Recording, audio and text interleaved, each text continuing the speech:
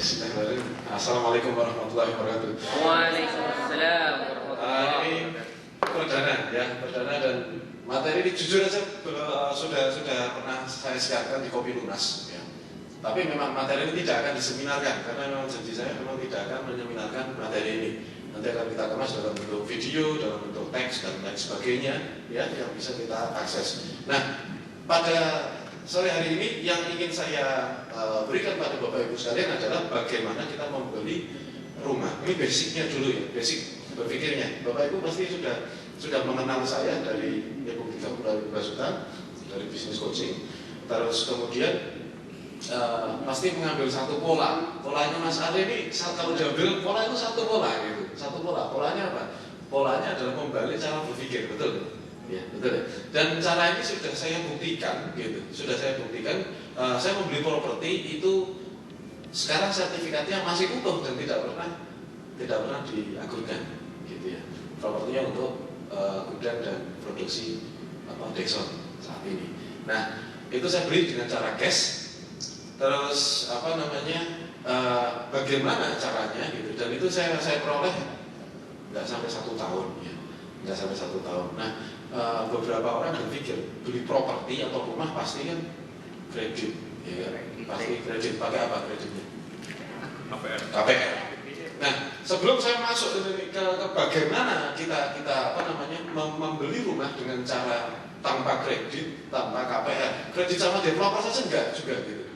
Ya, ini kredit sama cash bertahap enggak. Ini cash keras gitu. Serius, cash keras. Saya bayar itu pakai uang cash keras langsung tak blek gitu duitnya. Ya memang begitu cara membeli rumah gitu. Ya, memang itu cara beli properti. Dan zaman dulu kan beli cash keras, betul kan? Ya, cash keras. Jadi saya tidak pernah mengajarkan kredit atau pakai investasi dan sebagainya. Tidak, ini betul-betul cash keras. Ya, dan dengan cara yang halal tentunya. Ya, tidak pakai macam-macam. Nah, mesti penasaran. Tapi pada dasarnya kenapa saya menghindari kredit? Karena ada 6 kerugian di sini. Ya, dari 6 kerugian ini hanya satu yang saya ini yang berkaitan dengan religi. Maksudnya yang salah satunya adalah dosanya riba dan sebagainya. Tapi itu cuma satu aja saya bahas. Betul banyak banget ya. Nah, sini supaya masuk di akal ya, masuk di logika. Kira-kira bagaimana ini? Yang pertama ya, kerugian yang pertama adalah bunganya riba. Ya, bunga ya riba itu. Maksudnya kerugian yang kita bayarkan untuk riba. Nah, bayangkan banyak orang itu misalnya pengen beli rumah harga 400 juta ya. Ini saya tadi copy dari website ya. Simulasi kredit di sebuah perbankan syariah. Ya. Nama banknya tidak saya sebutkan di sini, tapi ini adalah bank syariah. Ya, bank syariah. Simulasi pengajuan pembiayaan dengan termin 180 bulan, ya kan? Uang mukanya 120 juta, Bapak Ibu. Ya, sekarang kalau di daerah tempat saya itu 400 juta itu cuma dapat klaster yang 100 meter tanahnya, ya, dan 1 lantai. Itu 400 juta harganya. Jadi itu orang menengah dan rata-rata di daerah saya di Solo ya. Kemudian bank hanya mau membiayai tidak seutuhnya 400 juta ya kan. Ini bukan beli rumah nggak pakai DP itu ya, enggak, tapi normalnya ya. Normalnya kita harus siap dulu Bang 120 juta. Biasanya dilakukan teman-teman adalah 120 juta ini sama developer itu nyicil 1 tahun ya kan. Nah, biasanya gitu kan? Atau 2 tahun kan gitu. Nah, nyicil 1 tahun berarti sebulannya 10 juta. Mau yosek terjogo bayar DP akhirnya ngos-ngosan. Nah, ini yang biasanya nilai pembiayaan bank 280 juta. Total pembiayaan ini artinya apa? Ini artinya Bapak Ibu ini adalah jumlah ini loh, harga ini gitu. Total pembiayaan ini ya toh, itu engkau munggah dari semene ngono lho Pak. Ya. Dalam waktu 180 bulan. 15 tahun. Ya kan? Si nom-nom biasanya 15 tahun, ya. Ya, paham ya sampai sini ya? Artinya apa? Anda bayangkan, ini aja nggak sampai 300 juta yang dia biayai, tapi bunganya itu sudah melipat. Banyak orang beralasan, Mas, tapi kan harga rumah naik gitu. Itu alasan loh itu, alasan gitu. Dan harga rumah naik, kenapa kita juga ikut rugi di situ? Harusnya kan dapat untung, harusnya kita kalau harga rumah naik kita dapat untung, tapi kan kita tidak dapat untung. Mas, nanti kan properti naik terus, kita nggak rugi dong. Sama bilang gitu. Kalau rumah, Bapak Ibu ya, rumah, ini katakan rumah ya, Apakah Bapak Ibu mau nyicil 15 tahun, setelah 15 tahun rumahnya dijual atau tetap ditempati? Tempati ya? Berarti uang itu nggak bisa cash itu? Betul nggak? Uang itu tidak bisa cash kecuali kalau mau diagunkan lagi untuk modal usaha. Nah, itu bukan cara saya, ya. Ya, keliru gitu ya. Nanti ada apa-apa sama usaha, akhirnya rumahnya dilelang. Berapa banyak orang yang komplain ke saya, bukan komplain, curhat. Saya gara-gara rumahnya mau dilelang, rumahnya mau sudah mulai SP2, SP3, macam-macam gitu ya. Gara-gara usahanya sedang drop, terus agunannya bermasalah di sini. Nah, ini Bapak Ibu, makanya saya tidak menggunakan KPR. Kenapa? Karena kerja keras kita terpotong 300 juta lebih dalam 15 tahun untuk membayar bunga. Bisa dipahami? Ya. Jadi, oke, saya tidak pakai ini. Yang kerugian yang berikutnya adalah anuitas. Sudah pernah saya bahas satu topik ini di Kopi Lunas juga, ya, di siaran kita Kopi Lunas. Kita pernah bahas di sini, ya, anuitas itu apa? Sistem bunga menurun, Bapak Ibu. Ada yang sudah pahami? Ya. Ya? Biasa. Bayarnya bunga dulu. Ya biasa aja, Bu. Bunga dulu. Saking segala ya, toh. Bunga lagi. Anda bayangkan aja ya, toh. Sisa pinjaman tadi kan yang dibiayai 280 juta pinjamannya, ya toh. Ini bulan 1, 2 sampai 22 bulan itu nanti sampai 180 bulan sampai bawah gitu ya. Nah ini Anda perhatikan. Pertama ini yang dibayar pokok itu cuma 400.000 Bapak Ibu. Padahal angsurannya 3.800.000 saya. Nah, 3.800.000 yang 400 untuk pokok, sisanya bunga. Nah, ini saya belum ngomong dosa riba ya. Serius ini. Saya belum ngomong dosa riba ini gitu. Nah, ini mohon maaf ini ya. Berarti ketika Anda sudah ambil KPR kena bunga anuitas, tidak ada yang mau kalau agunan itu bermasalah. Satu ketika ada masalah dengan penghasilan kita, entah usaha baru sepi, entah baru apa segala macam, sehingga kemampuan mengangsur kita jadi terhambat. Disitulah kita bermasalah. Baru kita sadar ternyata kita belum bayar apa-apa. Betul ya Bapak Ibu? Betul ya. Jadi kemarin saya ngitung-ngitung yang rumah 500 juta itu pinjaman yang dibiayai 350 juta. Jadi kalau 2 tahun dibayar gitu. 2 tahun dibayar harusnya sudah setor itu 120 juta. Tapi sing kehitung pokok cuma 15 juta. 105 jutanya. Itu bunga Bapak Ibu sedekah. Sedekah Bapak Ibu. Sedekah.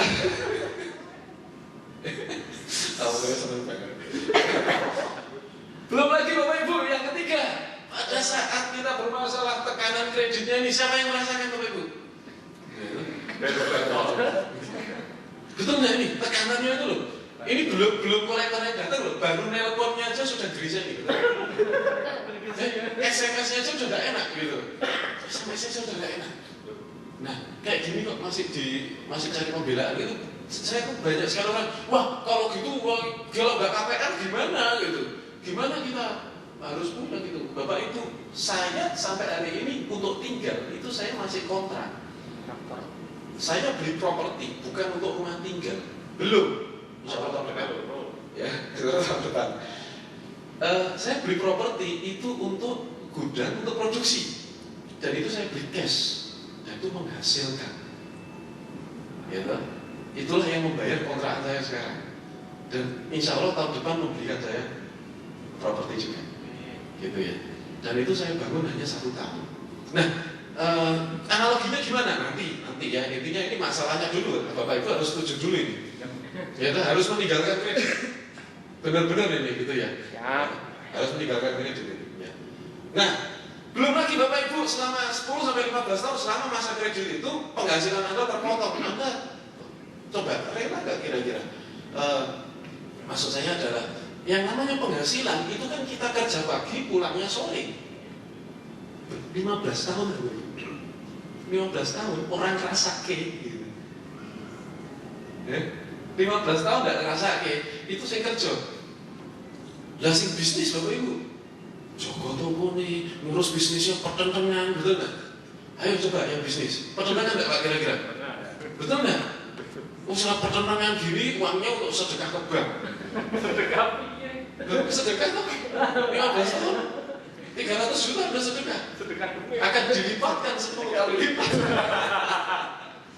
Ini, ya toh, coba Anda bayangkan, penghasilan Anda dipotong dengan paksa karena keputusan Anda, gitu loh.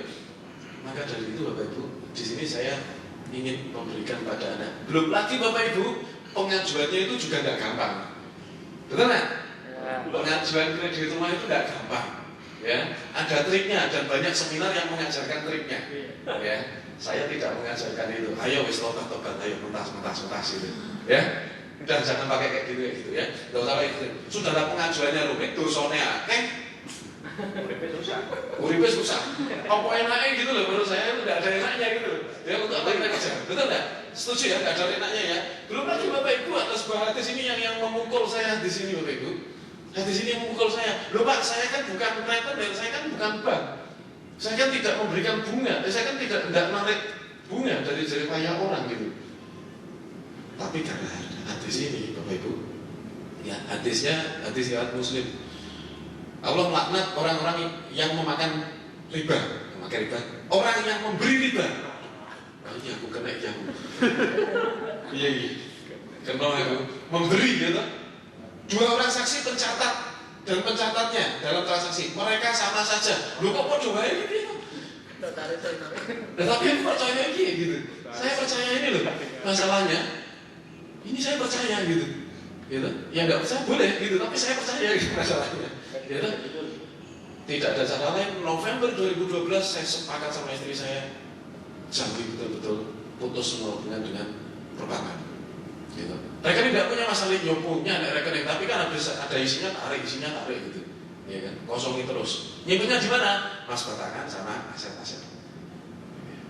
Asetnya apa? Nah, nanti kita akan bicara banyak tentang aset. Nah, ini dosa riba ini Bapak Ibu, 1 dirham riba yang dimakan oleh seseorang dalam keadaan ia mengetahuinya. Ya, sudah kasih tahu loh. Lebih buruk dari 36 kali berzina Bapak Ibu. Aduh, timas aku jogo Bapak Ibu. Aku jogo tuh kanan ya toh. Ini itu. Ngombe jamu kuat terus. Gitu. Padahal 1 dirham itu 60.000. 1 dirham itu 60.000 loh. Nah, kalau 300 juta. Kelihatan orang ya. Tinggal itu aja. Jadi 6 hal ini Bapak Ibu yang membuat saya betul-betul menjauhi transaksi kredit. Wes, oke. Kredit asalnya dari utang piutang, dari pembiayaan. Semuanya wes coro apa wae tak tempo asal ora kredit wes. Ya toh? Angel sithik rapopo, ribet sithik rapopo. Ya toh? Butuh proses, tidak apa-apa, saya mau prosesnya. Tapi apa? Berkahnya itu yang luar biasa. Kalau sudah merasakan berkah Bapak Ibu, wes toh, berkah itu beda. Berkah itu rezeki ini teko. Nek berkah. Nek berkah itu dhewe moyak kayak meholah rasido, betul kan?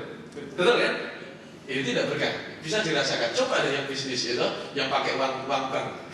Coba aja, apalagi sudah kejerat sama rentenir sama segala macam. Wes, coba aja lah bisnisnya gimana, wes. Saya bisa kestakpal, wes, karena itu sudah tertulis semuanya, gitu loh. Kalau kita sebagai orang Muslim, Bapak Ibu seharusnya memahami hal itu. Ya, kalau sudah paham, sudah dikasih tahu, kok isiknya ya sudah paham, sudah dikasih tahu, ngerti, oke, ngerti, dosa, oke, bagus, dosa, ya. Isiknya ya Bapak Ibu Perang lawan Allah. maka nyatakan perang pada Allah dan Rasulullah. Karena ya sudah tertulis semuanya. Nah, oke, saya tidak akan bahas. Semua setuju nih kalau kita berusaha untuk bayar cash keras untuk properti yang apalagi untuk kita tinggal. Ya, setuju. Setuju ya? Setuju ya? Oke. Kalau setuju, saya akan berikan pada Bapak Ibu analoginya. Pertama, sadari bahwa rumah itu bukan aset Bapak Ibu. Ada yang merasa rumah adalah aset. Orang awam bilang rumah adalah aset, tapi bukan dengan saya. Bahkan pakar-pakar keuangan, pakar-pakar investasi juga bilang rumah itu bukan aset. Aset itu ada sifatnya. Nanti saya akan cerita. Salah satunya adalah aset itu harus menghasilkan income. Kalau rumah dianggap sebagai aset, seharusnya anak dan istri itu bayar uang kontrak sama kita. Kalau rumah adalah aset, karena yang tinggal anak sama istri, berarti you sewa sama saya gitu. Itu hanya yang menganggap rumah adalah aset. Ya kan? Maka jangan anggap rumah adalah aset. Rumah bukan aset. Rumah adalah pengeluaran. Setuju Bapak Ibu? Setuju ya? Saya setuju. Rumah adalah pengeluaran. Kecuali Anda beli properti dan propertinya Anda Sewakan. sewakan dan Anda koskan dan segala macam, bikin hotel dan sebagainya, itu lahan Anda sewakan dan sebagainya. Itu adalah aset menghasilkan income. Nah, di sini kita akan belajar tentang aset ya. Nah, hari ini saya ingin mengajak Bapak Ibu yang dirubah bukan cara pembayarannya, Pak. Ingat poin pentingnya. Ya, aku ora pakai bank, tapi aku kredit karo developer. Podo wae. Ya, podo wae itu maksudnya itu bukan jalan yang tepat menurut saya, karena Anda tidak membangun diri dan dari semua 30.000 bebas utang, bisnis coaching, semua yang saya sampaikan adalah membangun diri, betul nggak? Betul kan? Nambah pengetahuan, action, kemudian skillnya bertambah. Orang yang skillnya tidak bertambah, kehidupannya tidak akan maju. Ya pasti. Karena orang kan harus belajar terus setiap hari. Maka belajar itu seumur hidup, ya kan? Selama kita masih bisa. Nah, maka sekarang yang harus berubah bukan cara pembayarannya, tapi diri kita. Saya tanya pada Anda, siapa yang di sini sudah siap untuk merubah diri? Katakan. Oke, terima kasih. Baik. Nah, yang pertama harus mikir iso dhisik gitu. Mikir bisa. Kalau saya lakukan pasti ada caranya gitu. Semua masalah pasti ada solusi lah gitu. Ya. Kalau sudah berpikir bisa, baru kita menerima semua input. Kalau Bapak Ibu sudah mikir tidak bisa, seperti orang-orang di luaran, banyak sekali ketika saya sampaikan beli properti ya kudune cash. Tapi ngeyel. Loh, wong aku ora mampu kok. Ya wes terserah, memang kamu tidak mampu. Paham maksud saya? Tak amini aja gitu. Loh, wong aku ora mampu ya amin gitu, saya tak amini. Yo semono Mas, aku ngomong dhewe, dongo lho gitu. Ya, pertama mikir aja bisa. Kalau sudah mikir bisa, oh pasti ada caranya. Wong yang bisa juga ada gitu. Ini orang rata-rata Bapak Ibu ya. Orang rata-rata cari duitnya gini. Ini kerja ya. Saya tidak tahu siapa sih Pulan atau siapa ini Bapak Ibu sekalian, saya gambar sini kerja. Terus untuk menghasilkan uang, betul nggak? Iya kan? Menghasilkan uang. Yang kerja siapa? Kita. Yes. Ya kan? Uang ini baru dibagi-bagi untuk keperluan harian, ya toh, untuk nyicil rumah, untuk nyicil mobil. Kan gini. Kalau ngos-ngosan wajar nggak Bapak Ibu? Wajar tuh. Kenapa? Karena tenaganya yang diperes, pikirannya yang diperes, betul nggak? Ya kan? Kreativitasnya yang diperes terus bertahun-tahun selama hidup, maka nggak berhasil. Kenapa? Kemampuannya terbatas, mengandalkan satu kekuatan. Tapi berbeda dengan pola yang seperti ini. Ya. Bekerja, aset, katakanlah ini kebutuhan, ya toh? Nah, dia membagi antara aset dan kebutuhan, dan inilah yang nantinya menghasilkan aset lagi. Berarti ini kudu prihatin Pak? Yes. Tidak ada cara saya yang tidak prihatin. Dari mulai 30 hari bebas hutang, prihatin nggak kira-kira? Prihatin. Mengendap, prihatin kan? Ya kan? Bab 2 itu mengendap harus prihatin. Nilai itu kan prihatin, penghematan istri dan sebagainya. Prihatin. Ditunda dulu. Kesenangan nanti sih. Setuju ya? Kalau ini, wah, kebutuhan kesenangan masukkan semua. Akhirnya ngoyo, kerja ngoyo, seneng-seneng. Kerja mulai ngoyo meneh, seneng-seneng, kerja mulai ngoyo meneh, seneng-seneng kan gitu, sampai entek umurnya gitu. Ini, tapi ini enggak. Di awal tidak ada kesenangan yang dia lakukan. Ya toh? Saya aja sampai saat ini HP saya welek dulu Pak. Ini loh, HP saya masih gini. HP Anda lebih bagus bolak-balik ini HP saya. Ini HP saya. Jadi kesenangan nanti dulu. Mampu beli enggak Pak? Mampu beli gitu. Ya, mampu beli. Bukan enggak mampu beli, tapi ini yang diutamakan. Nabung. Mas Ali kalau nabung, Mas Ali pakai apa? Saya tidak nabung di uang, saya pakai uang cash. Kalau ada saya berikan emas batangan baru untuk beli properti. Paham ya? Paham ya?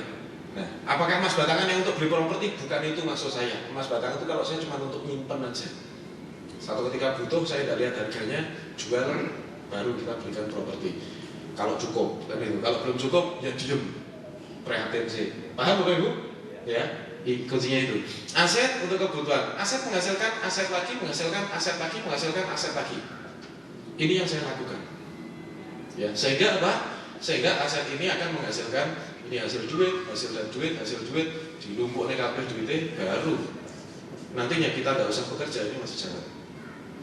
Kuncinya aset, aset, aset, aset, aset, aset. Nah, pertanyaan berikutnya, aset itu apa Mas? Gitu. Di situ kan ada gambaran ini sapi perah. Ya, ben gampang maksud saya. Supaya mudah itu misalnya dibuka oleh sapi, saya tidak bilang Anda harus beli sapi loh ya. Enggak, gitu. Ya. Bukan berarti beli sapi itu adalah aset, bukan berarti seperti itu, tapi biar gampang analoginya. Sapi yang diperah keluar susunya, susu kemudian dijual, baru bisa untuk